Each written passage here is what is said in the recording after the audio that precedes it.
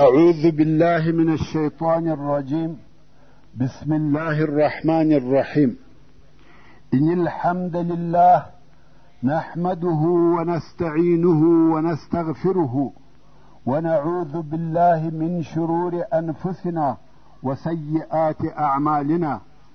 من يهده الله فلا مضل له ومن يضلل فلا هادي له، وأشهد أن لا إله إلا الله وحده لا شريك له، وأشهد أن محمدا عبده ورسوله صلى الله عليه وآله وسلم تسليما كثيرا. أما بعد، د سرور کائنات صلی الله علیه و آله وسلم ژوند. محترم ورونو، زموږ قصه دې ځای ته را رسېدلې وه. موږ د رسول الله صلی الله علیه و آله وسلم د مبارک میلاد زیری او عجب حالات بیانول، او ومو ویل چې د ده صلی الله علیه و آله وسلم د مور د حمل موده بې دردو او تکالیفو وه، او کم وخت چې دی علیه الصلاة وسلام پیدا سو، پر دواړو لاسو یې تکیه کړې وه او سر یې لوړ نیولی و لکه آسمان ته چې ګوري. بل دا چې دی صلی الله علیه و آله وسلم مختون وزیږدی، یعنی سنت کړه سوی و، او مسرور وزیږدی، یعنی نو یې هم پرې سوی و. زموږ د کوچنیانو نوخو د مور څخه ورپریکي او هغه پاته بیا څو ورځې وروسته لویږي. خو رسول الله صلی الله علیه و آله وسلم د دې شیانو څخه فارغه پیدا سو، او کم وخت چې د ده علیه الصلاة وسلام د ولادت زیری پر عبدالمطلب وسو، هغه ډېر په خوشحاله سو. او کم وخت چې بیا دا حالات هم ورته بیان سوه چې مختون دی، مسرور دی، او پر خپلو لاسو یې تکیه کړې وه، نور هم خوشحاله سو او ویل والله دې زوی لرمې یو درجه او مقام سته. څنګه په دا عجبه طریقه سره پیدا کیږي؟ دا به څه نه دي. او د ډېرې خوشحالۍ څخه یې محمد صلی الله علیه و آله وسلم په غیږ کې واخیستی او کعبې شریفې ته یې دننه بوتی، او هلته یې د ده صلی الله علیه و آله وسلم پر زیږېدو د الله جل جلاله شکر ادا کړي.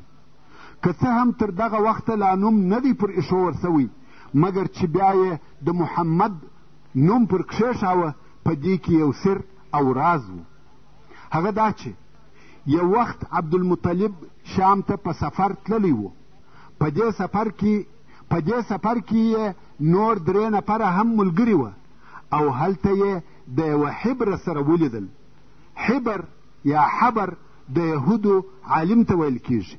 حبر پوښتنه ځینې وکړه چې تاسې د کوم ځای یاست؟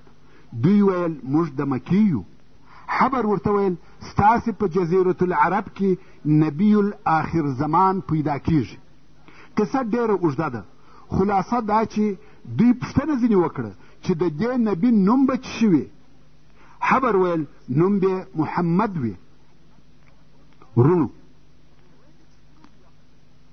تر دغه د مخه په عربو کې د محمد نوم هیڅ نه و ایښول سوی. که تاسې د عربو په ټول تاریخ کې وګورئ، تر رسول الله صلی الله علیه و آله وسلم د مخه د هیچا نوم محمد نه دی تیر سوی. اوس نو دغه 4 نفره چې یو یې عبدالمطلب او 3 ملګري دي، کم وخت چې بیرته د شام څخه راغله، هر یوه دا قصد او اراده درلوده چې زوی یې پیدا سي، نوم به محمد ایږدي.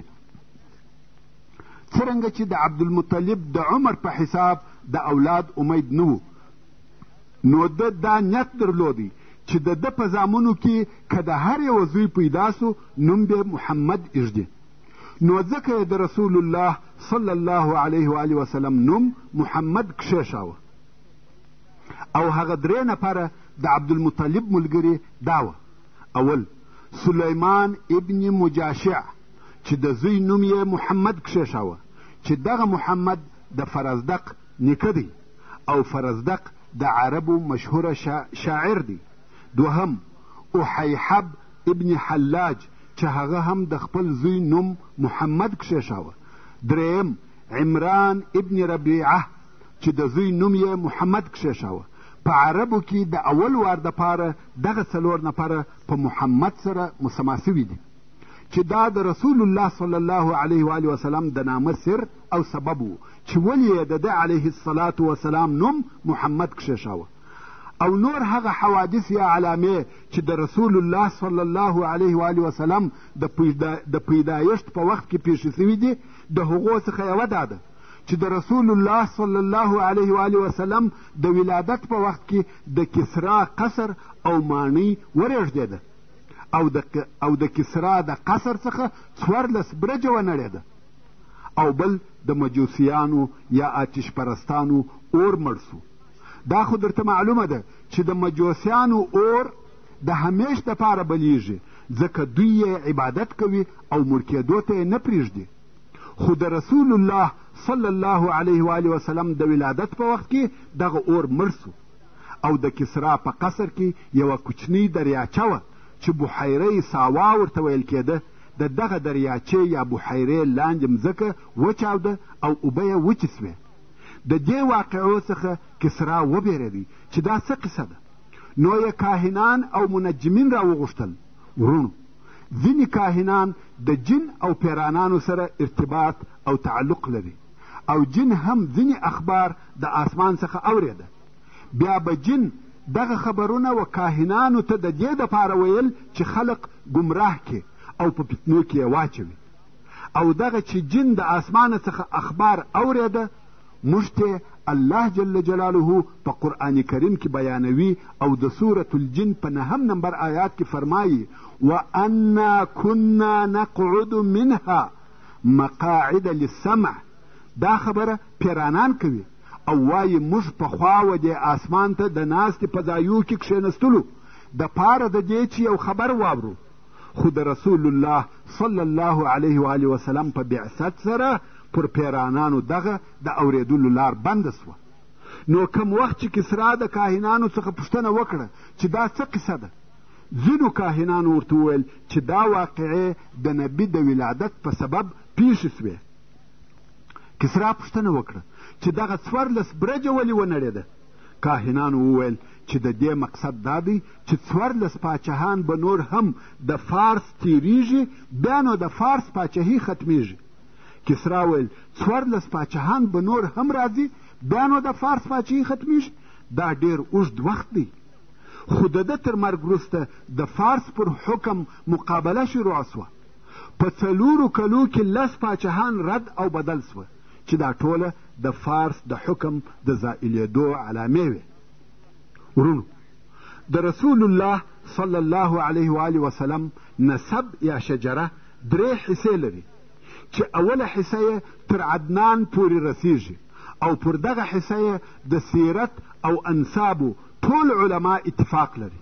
او هغه داسې ده: محمد ابن عبدالله ابن عبدالمطلب چې د دغه عبدالمطلب اصلي نوم شیبه دی، ابن هاشم چې اصلي نوم یې عمر دی، ابن عبد مناف چې اصلي نوم یې مغیره دی، ابن قصی چې اصلي نوم یې زید دی، ابن کلاب ابن مره ابن کعب ابن لؤی ابن غالب ابن فهر. او دغه فهر هغه څوک دی چې قریش یې لقب و او د قریشو د قبیلې نسبت هم وده ته کیږي. اوس نو فهر ابن مالک ابن نظر ابن کنانه ابن خزیمه ابن مدرکه ابن الیاس ابن مضر ابن نزار ابن معد ابن عدنان.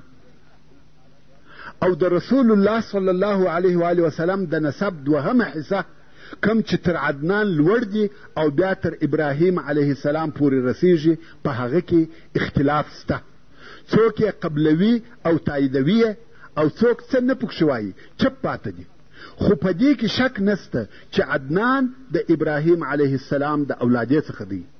او هغه نسب داسې دی: عدنان ابن عد ابن همیسع ابن سلامان ابن عوص ابن بوز ابن قموال ابن أبي ابن عوام ابن ناشد ابن حزا ابن بلداس ابن يدلاف ابن طابخ ابن جاحم ابن ناحش ابن ماخي ابن عيض ابن عبقر ابن عبيد ابن الدعاء ابن حمدان ابن سنبر ابن يسربي ابن يحزن ابن يلحن ابن أرعوي ابن عيض ابن ديشان ابن عيصر ابن أفناد ابن أيهام ابن مقصر ابن ناحس ابن زارح ابن سمي ابن مزي ابن عوضة ابن عرام ابن قيدار ابن إسماعيل ابن إبراهيم عليه السلام.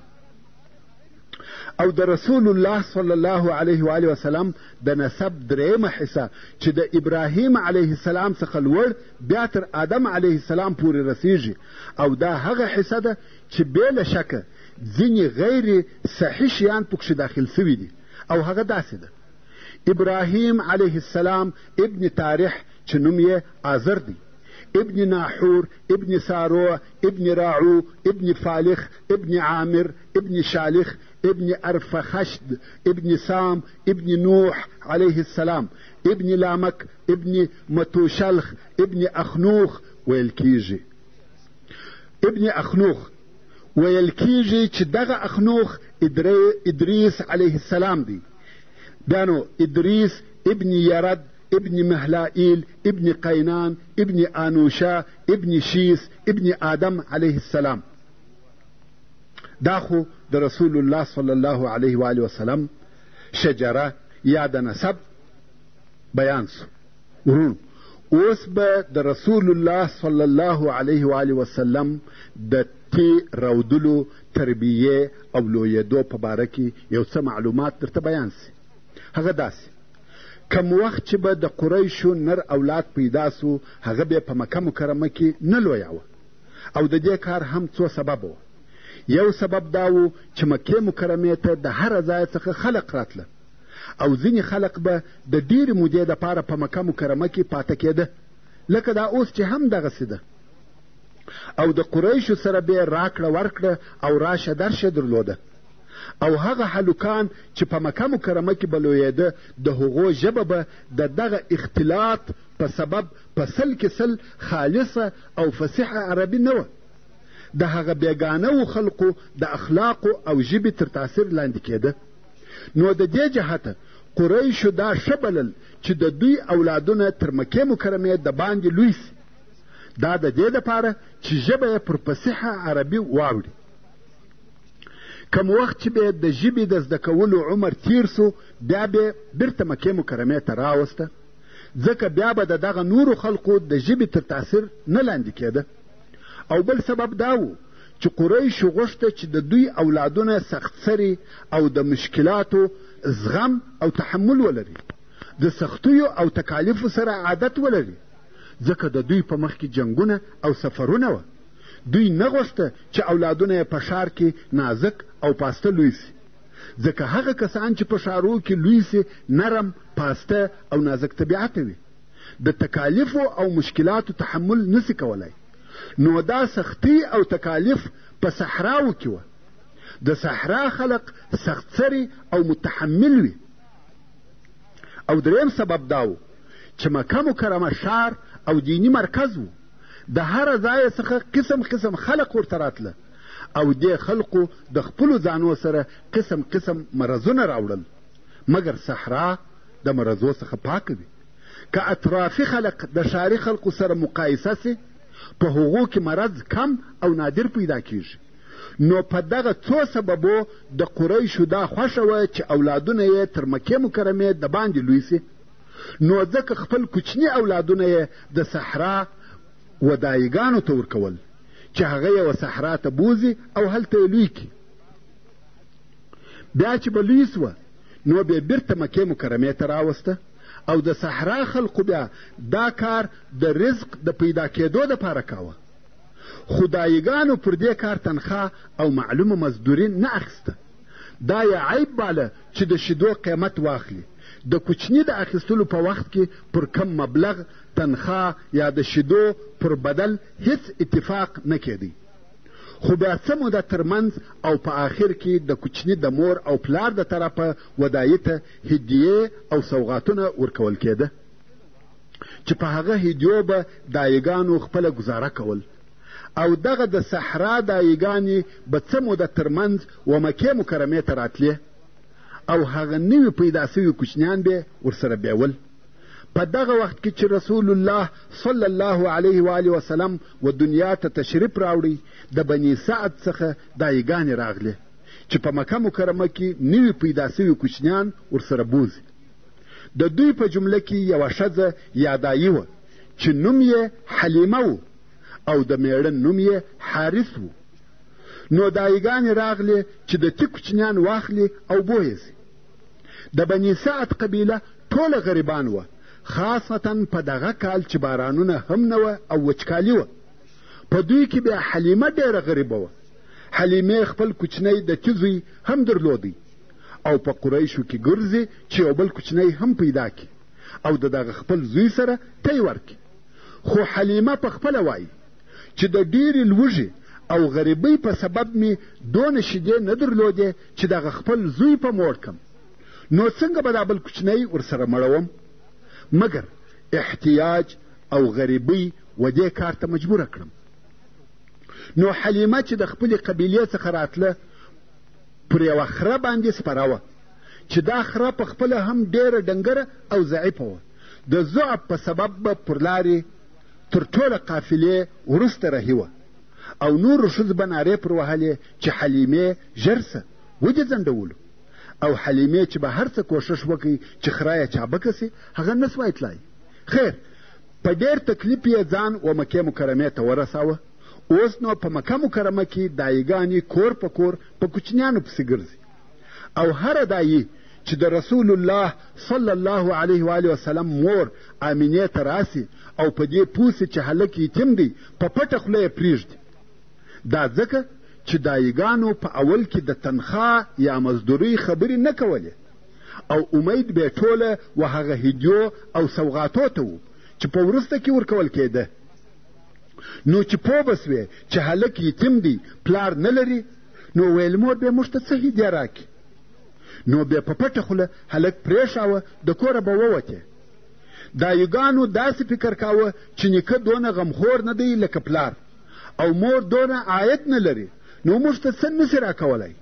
نو ټولو دایګانو محمد صلی الله علیه و آله وسلم پرېښاوه. راسئ چې دغه قصه په خپله و حلیمې ته پرېږدو چې دا به په تفصیل سره راته بیان کړي. حلیمه السعدیه وایي زه د خپل وطن څخه د خپل میړه او کوچني د تی د زوی سره د بني سعد د ښځو په ملګرتیا راووتم چې موږ ټولو د تی کوچنیان غوښته او دا داسې وچکال و چې موږ ته د خوړلو دپاره هیڅ شی نه و راپاته. زه پر یوې خرې سپراوم او زموږ سره یوه زړه اوښه د لوشلو دپاره را سره وه چې د دې شیدې به زموږ او زموږ د کوچني دپاره غذا وې. خو هغې هم په والله د لوږې یو څاڅکی شیدې نه کولې او موږ ټوله شپه د خپل کوچني د ژړا د لاسه خوب نه سوای کولی چې د لوږې به یې ژړل. نه زما په تي کې څه وه چې دی په موړ سي او نه زموږ اوښې شیدې کولې چې واده ته یې ورکړو او موږ ټوله د باران په امید وو چې بارانونه وسي او کال آباد سي. خیر زه پر دغه خپله خره راووتم چې د خپلو ټولو ملګرو دپاره تکلیف او دردسر وم ځکه زما خره ډنګره او د ضعف د لاسه پر لارې نه سوای تلای.